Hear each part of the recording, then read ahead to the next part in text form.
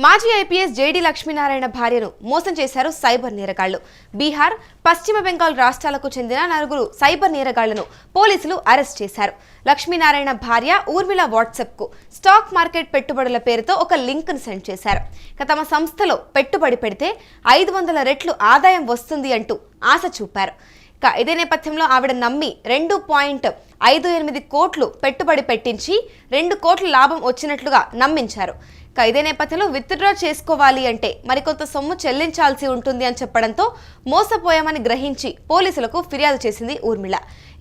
4 cyber నేరగాళ్లనైతే ప్రస్తుతం పోలీసులు ఈ అంశంపైన విచారిస్తున్నట్టు తెలుస్తోంది. ఇదే నేపథ్యంలో చూసుకుంటే ఈ మధ్యకాలంలో చాలాగానే ఇటు సైబర్ నేరగాళ్ల పనగాలు ఎక్కువగా అయిపోతున్నాయని చెప్పాలి. అసలు ఈ ఇష్యూకి సంబంధించి పూర్తి డీటెయిల్స్ మా ప్రతినిధి సతీష్ అడిగి తెలుసుకుందాం. సతీష్, చెప్పండి, మాజీ ఐపీఎస్ జేడీ లక్ష్మీనారాయణ భార్యను సైబర్ నేరగాళ్లు మోసం చేశారని తెలుస్తోంది. అసలు కంప్లీట్ డీటెయిల్స్ ఏంటి? గత నెల రోజుల క్రితం ఏదైతే మాజీ ఐపీఎస్ అధికారి, సిబిఐ మాజీ అధికారి జేడీ లక్ష్మీనారాయణ భార్యను ఊర్మిళను మోసం చేశారు. దానికి సంబంధించి సైబర్ నేరగాళ్లకు నెల క్రితమే పోలీసులకి ఆయన సమాచారం ఇచ్చారు. సో కంప్లైంట్ కూడా ఇచ్చారు. దాంట్లో భాగంగానే మోసానికి పాల్పడినటువంటి పశ్చిమ బెంగాల్ రాష్ట్రానికి చెందినటువంటి 4 సైబర్ నేరగాళ్లను పోలీసులు అదుపులోకి తీసుకున్నారు. సో ముఖ్యంగా వాళ్ళది ఈ మొత్తం కూడా మార్కెట్ అంతా కూడా అక్కడ ఏదైతే బెంగాల్ కావచ్చు, గుజరాత్ కావచ్చు, కొన్ని ఏదైతే బెంగళూరు సైడ్ కావచ్చు, మొత్తం కూడా అంటే బయట రాష్ట్రాల నుంచి తెలంగాణలో పెద్ద ఎత్తున టెలిగ్రామ్ గ్రూపులు, అదే వాట్సాప్ గ్రూపులు పెట్టి వాళ్ళకు సంబంధించిన వ్యక్తులను ఆ గ్రూప్ లో పెట్టి మొత్తం కూడా నమ్మబలికే విధంగా కొత్త వాళ్ళు వస్తే గనక కొంత డబ్బులు ఇచ్చి, అంటే ముఖ్యంగా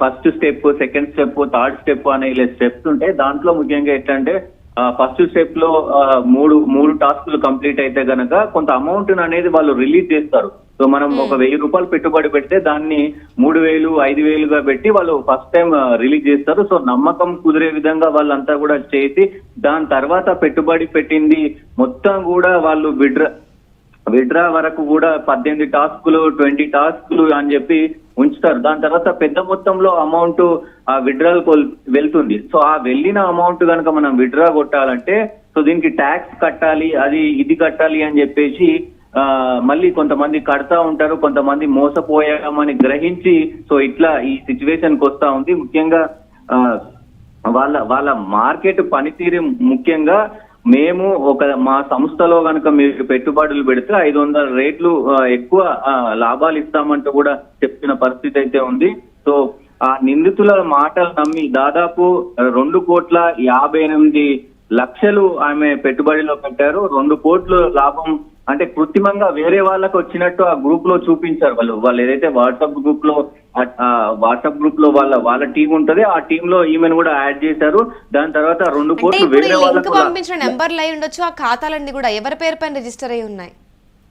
డెఫినెట్ గా అవన్నీ అంటే డిఫరెంట్ అక్కడ సంబంధించినటువంటి ఏదైతే ఈ రాష్ట్రాలకు సంబంధించి బీహార్ కావచ్చు, పశ్చిమ బెంగాల్ కావచ్చు, అలాగే అటు సైడ్ ఉన్నటువంటి రాష్ట్రాలకు సంబంధించిన నకిలీ ఖాతాల ద్వారా వీళ్ళందరూ కూడా ఈ సైబర్ క్రైమ్ కి పాల్పడతా ఉంటారు. ముఖ్యంగా ఇవంతా కూడా పెద్ద ఎత్తున ఈ దందా దాదాపు ఒక 10 సంవత్సరాల నుంచి కూడా ఈ సైబర్ క్రైమ్ అనేది ఎక్కువ అవుతా ఉంది. సో ఇక్కడ ఏదైతే ఈ బీహార్ కు సంబంధించి, కొంతమంది పశ్చిమ బెంగాల్ కి సంబంధించి ఇవన్నీ కూడా ఫేక్ అకౌంట్ల ద్వారా వీళ్ళు ఆ అమౌంట్ ను కాస్త వాళ్ళ సొంత అకౌంట్ లోకి కాకుండా వేరే అకౌంట్ వాళ్ళు ఈ మనీని వాళ్ళు సొంతం చేసుకునే ప్రయత్నం ఉంటుంది. దాంట్లో భాగంగానే 4 కూడా అదుపులో తీసుకున్నారు. ప్రస్తుతం వాళ్ళని విచారణ చేపడతా ఉన్నారు. మరి ఆ విచారణలో మరి ఇంకా ఈమె కాకుండా ఇంకా ఎవరెవరు, ఎందుకంటే ముఖ్యంగా ఒక మాజీ ఐపీఎస్ సిబిఐకి చెందినటువంటి పెద్ద అధికారి భార్యనే ఇలా చేశారంటే మరి ఇంకెంతమంది అమాయకులను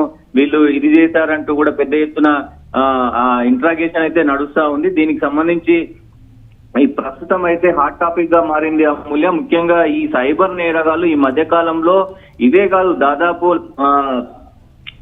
ఈ తరహాలో టెలిగ్రామ్ లో పెద్ద ఎత్తున మోసాలు జరుగుతున్నాయి.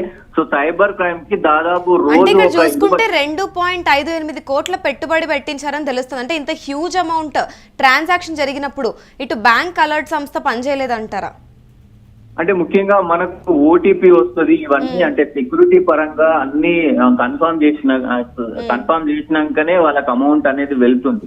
బ్యాంక్ అకౌంట్ కూడా ఎక్కడ కూడా ఇప్పుడు ఏదో అంటే ఓటీపీ రాగానే బ్యాంక్ వాళ్ళు మనకు ఫోన్ చేసి చెప్పే విధానం ఉండదు. కాబట్టి మనం ఆ ఓటీపీ వచ్చిన తర్వాత మనం ఎంటర్ చేస్తేనే సో అక్కడ అమౌంట్ అనేది డిటెక్ట్ అవుతుంది. కాబట్టి సో వాళ్ళే పెడుతున్నారు అనుకునే ఇది ఉంటది. కాబట్టి ముఖ్యంగా బ్యాంకింగ్ నుంచి కూడా ఎలాంటి ఇది ఉండదు. ముఖ్యంగా మనమే అవన్నీ చేస్తా ఉంటాం కాబట్టి సో బ్యాంకింగ్ నుంచి కూడా ఇది మోసం కాదు అనే తీరులో వాళ్ళు కూడా గ్రహించే పరిస్థితి ఉంటది. ఎందుకంటే సైబర్ సంబంధించి వ్యక్తులకు ఎవరైతే ఈ నెట్ బ్యాంకింగ్ యూజ్ చేసే వాళ్ళ కానీ phone pay, Google pay use చేసే వాళ్ళు ముఖ్యంగా సో ఎక్కడి నుంచి ఆ నెంబర్స్ వస్తున్నాయి, అవి జెన్యూన్ నెంబర్సా లేదంటే ఇట్లా ఫ్రాడ్ కు సంబంధించిన నెంబర్సా అనేది కొంచెం అవగాహన కల్పించుకునే అవకాశం అయితే ఉంది ప్రస్తుతం.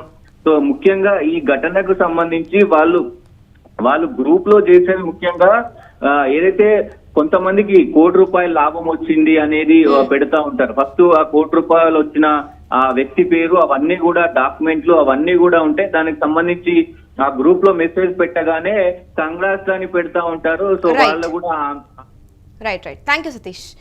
చూసుకుంటే మాజీ ఐపీఎస్ జేడి లక్ష్మీనారాయణ భార్యను మోసం చేశారు సైబర్ నేరగాళ్లు.